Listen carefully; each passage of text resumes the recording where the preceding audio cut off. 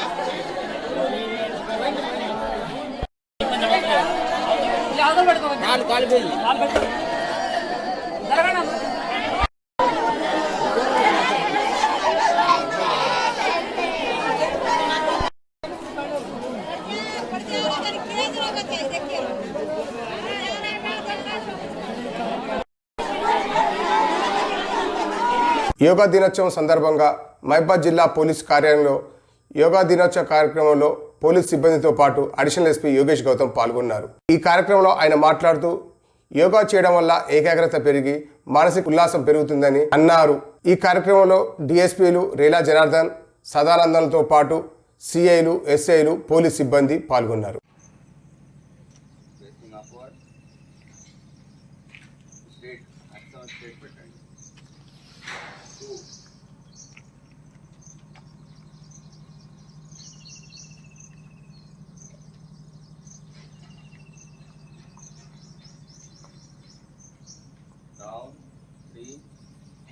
చూడండి, రైట్ మోకాలికి లాక్ చేసేయండి. రైట్ మోకాలికి లెఫ్ట్ హ్యాండ్ చూడండి, రైట్ మోకాలికి ఒత్తేసేయండి మొత్తం బయటికి. ఎందుకు చూడండి, ఎస్ కాల్బాబు. Right hand should be as close as possible. Right hand చాలా దగ్గరగా పెట్టుకోండి. ఎంత చూడండి, మ్యాక్సిమం ఎంత చూడండి, ఎంత వీలుంటే అంత. బలవంతం కాదు, స్లోగా స్ట్రెచ్ చేసుకోండి. ఓకే, 3 అందుకే ఒక 15 to 20 మినిట్స్లో కూడా 20 మినిట్స్ ప్రతిరోజు యోగా అంటే ధ్యానంకి ఇస్తే మన చిత్తం తర్వాత ఫిజికల్గా కూడా మనం బాగానే ఉంటాం. సో ఇది ప్రతిరోజు మీ అందరికీ గుర్తు చేయడానికి ఒక ఇంటర్నేషనల్ యోగా డే లాగా పెట్టడం జరిగింది. సో మీ అందరికీ తెలుసు, మనతో పాటు almost all government institutions as well as major establishments అన్నిట్లో everyone will be celebrating yoga day. Okay, everyone will be celebrating to know the importance of yoga in our daily lives and to bring it in our daily life. Not only importance తర్వాత మనందరికీ మహత్వం ఏంటి మనకి తెలుసు, కానీ మన daily లైఫ్స్లో ప్రతిరోజు రొటీన్లో yoga 10 to 15 minutes ఇస్తే మనకి ఫిజికల్గా శారీరకంగా మానసికంగా అన్నిట్లో మనకి మంచి లాభం వస్తుంది. నా యోగాకి ముఖ్యత 2 భాగం ఉన్నది. ఒకటి the physical part, as in there are 3 types ఆసన్ అంటున్నాం. ఒకటి ఆసన్లో కూడా 3 భాగాలు ఉన్నాయి. కూర్చుని మీరు మంచిగా సిట్టింగ్ పొజిషన్లో కొన్ని ఆసన్ ఉన్నాయి, కొన్ని నిలబడి పొజిషన్లో ఉన్నది, తర్వాత కొన్ని ప్రోన్ పొజిషన్, లైన్ పొజిషన్లో ఉంటుంది. So will be doing one from each. Okay, for just ఈ నెల 26న వరంగల్లో బీఎస్పీ ఆధ్వర్యంలో నిర్వహించే భారీ బహిరంగ సభను విజయవంతం చేయాలని మహబూబాబాద్ జిల్లా అధ్యక్షుడు దాల శివరాజు ఆధ్వర్యంలో వాల్ పోస్టర్లు ఆవిష్కరించారు. ఈ కార్యక్రమానికి ముఖ్య అతిథిగా బీఎస్పీ రాష్ట్ర కార్యదర్శి ఎర్ర కామేష్ విచ్చేసి మీడియాతో మాట్లాడారు.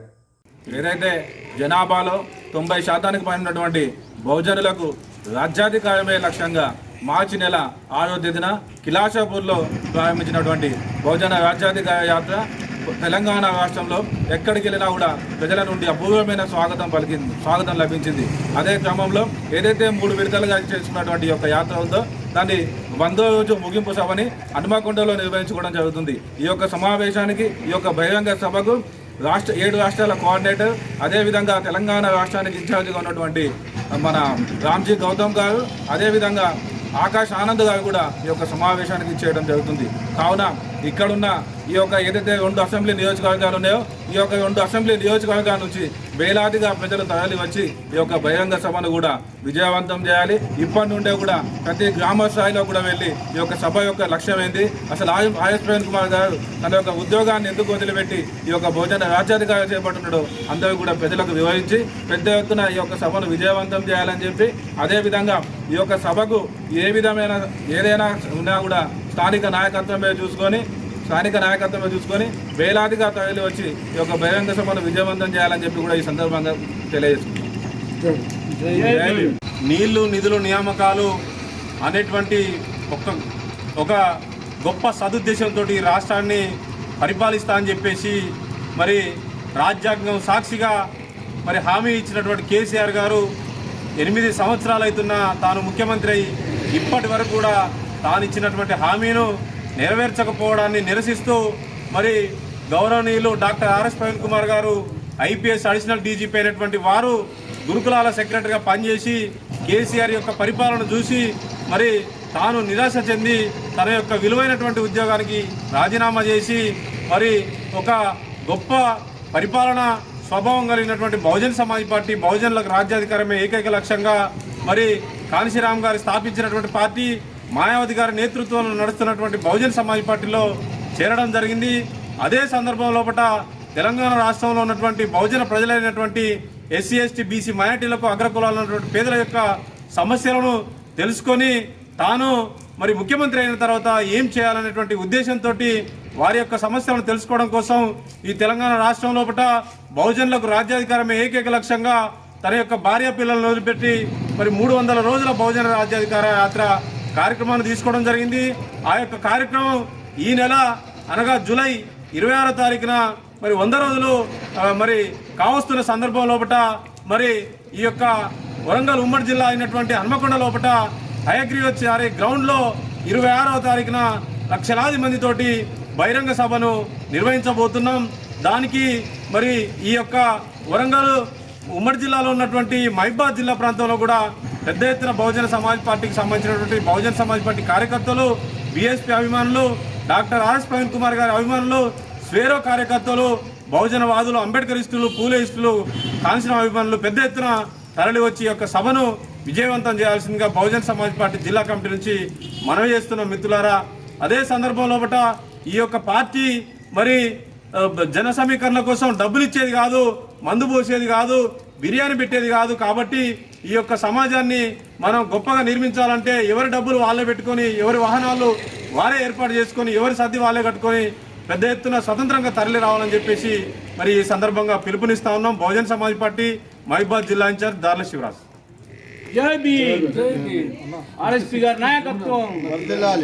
యోగా దినోత్సవం సందర్భంగా కేసంద్రం మండలం అమినాపురం ప్రభుత్వ ప్రాథమిక పాఠశాలలో ప్రభుత్వ ఉపాధ్యాయులు రాధిక ఆధ్వర్యంలో చిన్నారులకు యోగాపై అవగాహన సదస్సు నిర్వహించారు. చిన్న వయసు నుండే యోగా చేయడం వల్ల ఏకాగ్రత పెరిగి చదువులలో రాణిస్తారని ఆమె తెలియజేశారు. ఈ కార్యక్రమం పట్ల స్థానికులు హర్షం వ్యక్తం చేసి ప్రశంసించారు.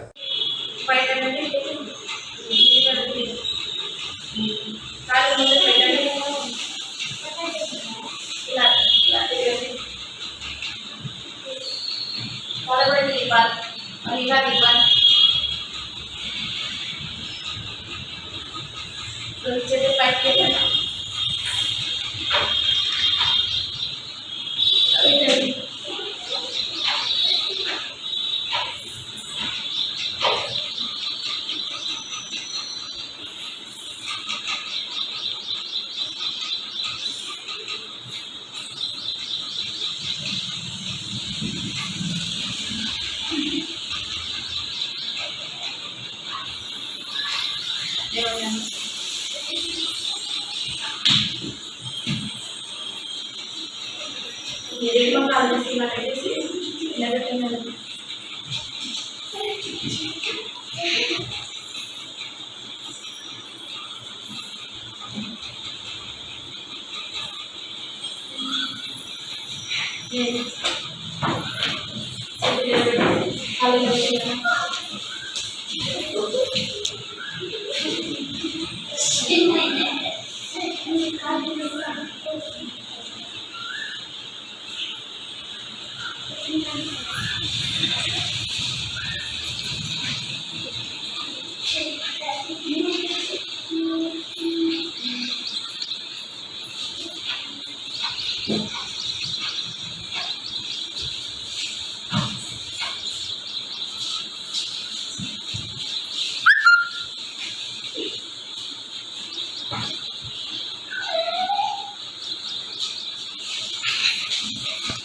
ఏంటిదంటే బరువు తగ్గుతుంది, మనసు ప్రశాంతంగా ఉంటుంది. ఒత్తిడి నుంచి మనము చాలా ఒత్తిడిని అధిగమించుకోవచ్చు. మళ్ళీ శరీరంలోని అన్ని ఏమైనా భాగాలు ఏమైనా అంతర్గతంగా మనకు నొప్పులు అనేవి ఉంటే కూడా సమస్యలన్నీ తీరుతాయి యోగా వలన. అందుకే ప్రతిరోజు మనము ఉదయం 10 నిమిషాలు, ఒక రోజు 10 నిమిషాలు యోగా చిన్న ఆసనాలు చేస్తే మనకు దీర్ఘకాల సమస్యలు కూడా అన్ని తీరుతాయి. యోగా అనేది చాలా మనకు ఉపయోగకరమైనది. చిన్నపిల్లల నుంచి ముసలి వారికి కూడా ప్రతి ఒక్కరికి అవసరమైనది. దినోత్సవం ఇది ఎంపీపీఎస్ అమీనపురం స్కూల్. నా పేరు రాధిక.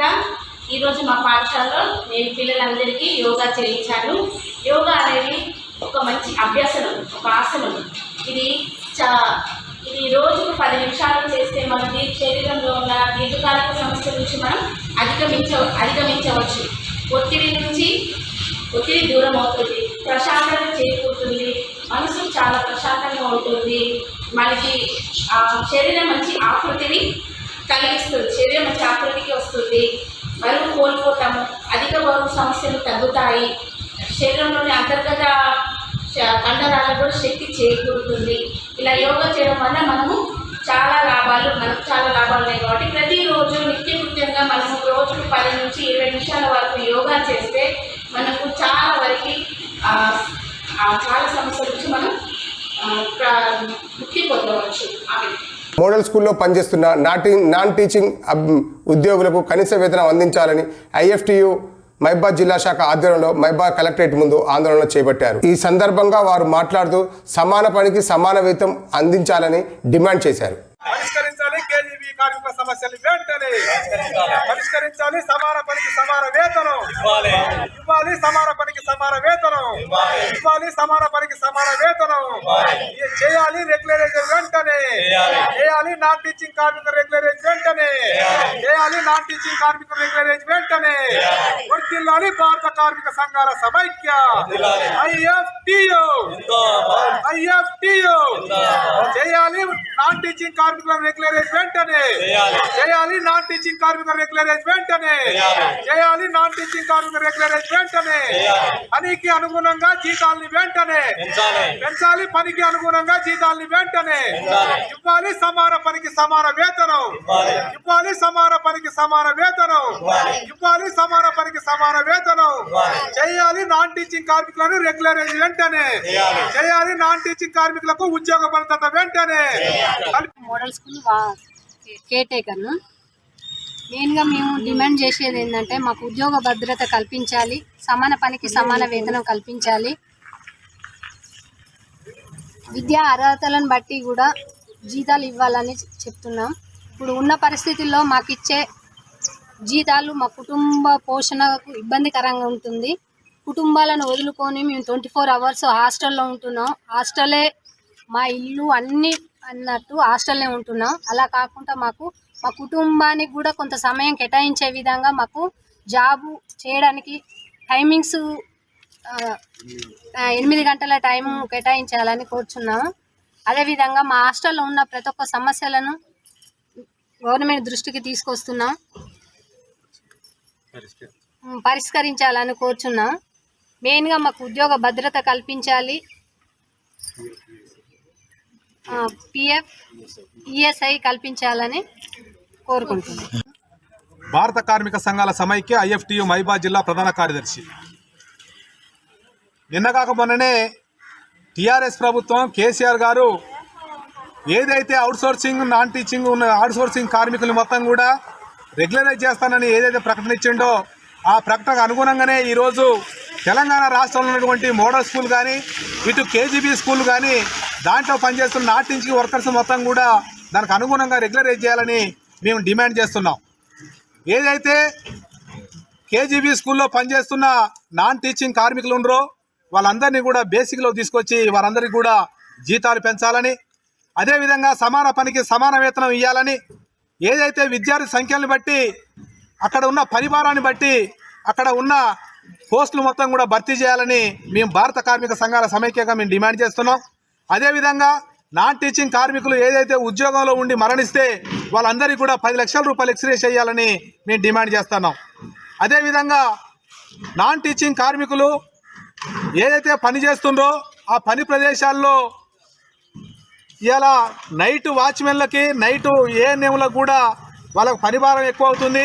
వారందరికీ కూడా రోజు 3 గంటల పని దినాన్ని వెచ్చిస్తున్న పరిస్థితున్నది. అందుకోసం వారి పని భారాన్ని బట్టి సెకండ్ ఏఎన్ఎంను కూడా ఇక్కడ ఉంచాలనేది కూడా వారికి పోస్ట్ చేయాలని కూడా మేము డిమాండ్ చేస్తున్నాం. అదేవిధంగా ఇలా మోడల్ స్కూల్లో వాళ్ళకు పని భారం విపరీతంగా పెరిగిపోయిన పరిస్థితుంది. వాళ్ళకు 24 గంటల పనిదినం అవుతుంది. వెట్టి చాకిరికి గురిగా పడుతున్నారు కనుక వాళ్ళకి 8 గంటల పనిదినాన్ని వాళ్ళకి కేటాయించాలని కూడా మేము ఈ ప్రభుత్వాన్ని కోరుతున్నాం. అదేవిధంగా వాళ్ళకి ఎటువంటి పని భద్రత, ఆరోగ్య, కనీసం ఉద్యోగ భద్రత లేని పరిస్థితున్నది. వాళ్ళందరికీ కూడా ఉద్యోగ భద్రత కల్పించాలని మేము డిమాండ్ చేస్తున్నాం. వాళ్ళకి పిఎఫ్ కానీ ఈఎస్ఐలు కానీ వాళ్ళకి కనీసం ఎటువంటి వాళ్ళకి లేవు. అందుకోసం అవన్నీ కూడా మేము కల్పించాలని కూడా మేము భారత కార్మిక సంఘాల సమైక్య ఇఫ్ట్గా మేము డిమాండ్ చేస్తున్నాం. ఇప్పటికైనా కేంద్ర రాష్ట్ర ప్రభుత్వాలు దీని మీద దయ ఉంచి వారిని పర్మనెంట్ చేయాలని మేము డిమాండ్ చేస్తున్నాం. కార్మిక సంఘాల సమైక్య ఐఎఫ్టియు మహబూబాబాద్ జిల్లా అధ్యక్షులు. రాష్ట్ర ముఖ్యమంత్రి గారు ఏదైతే కాంట్రాక్టు అవుట్సోర్సింగ్ ఉద్యోగులను పర్మనెంట్ చేస్తామని చెప్పారో ఆ పర్మనెంట్ చేసే వాళ్ళలో 2.5 లక్షల మంది కాంట్రాక్ట్ అవుట్సోర్సింగ్ ఉద్యోగులుంటే ఆయన కేవలం 11,000 మందిని మాత్రమే పర్మనెంట్ చేస్తా అన్నాడు. ఈ రాష్ట్రంలో ఉన్న కాంట్రాక్ట్ అవుట్సోర్సింగ్ ఉద్యోగులందరినీ కూడా పర్మనెంట్ చేయాలని చెప్పి మేము ఈ రాష్ట్ర ప్రభుత్వాన్ని కోరుతా ఉన్నాం. అదే రకంగా వీళ్ళ కనీస వేతన జీవోలు దాదాపు ఒక 9 నెలలు అవుతుంది విడుదలయ్యి వాటిని అమలు చేయకుండా అవేర్నెస్లో పెట్టడం జరిగింది. ఆ జీవోలు వెంటనే తక్షణం అమలు చేసి ఈ కస్తూరిబా గాంధీ నాన్ టీచింగ్ వర్కర్స్లో కానీ అట్లే మోడల్ స్కూల్స్ హాస్టల్ వర్కర్స్ కానీ ఈ వర్తింపజేయాలని చెప్పి మేము డిమాండ్ చేస్తూ ఉన్నాం. ఐఎఫ్టియు అట్లే నాన్ టీచింగ్ వర్కర్స్ సంబంధించిన రాష్ట్ర కమిటీ పిలుపులో భాగంగా నిన్న ఈరోజు జిల్లా కలెక్టర్ కార్యాలయాల ముందు ఆందోళన చేయమని పిలుపునేయడం జరిగింది. ఆ పిలుపులో భాగంగా ఈరోజు ఇక్కడ ఈ నిరసన కార్యక్రమాన్ని ఏర్పాటు చేశాం. ఈ నిరసన కార్యక్రమంలో మేము తెలియజేసిన పేర్కొన్న డిమాండ్లు ఏవైతున్నాయో ఇవి రాష్ట్ర ప్రభుత్వం సానుకూలంగా వెంటనే పరిశీలించి సానుభూతితో వీటిని పరిష్కరించకపోతే రానున్న రోజుల్లో పెద్ద ఎత్తున ఆందోళన ఉధృతం చేస్తామని చెప్పి ఈ సందర్భంగా ఈ రాష్ట్ర ప్రభుత్వాన్ని హెచ్చరిస్తా ఉన్నాం.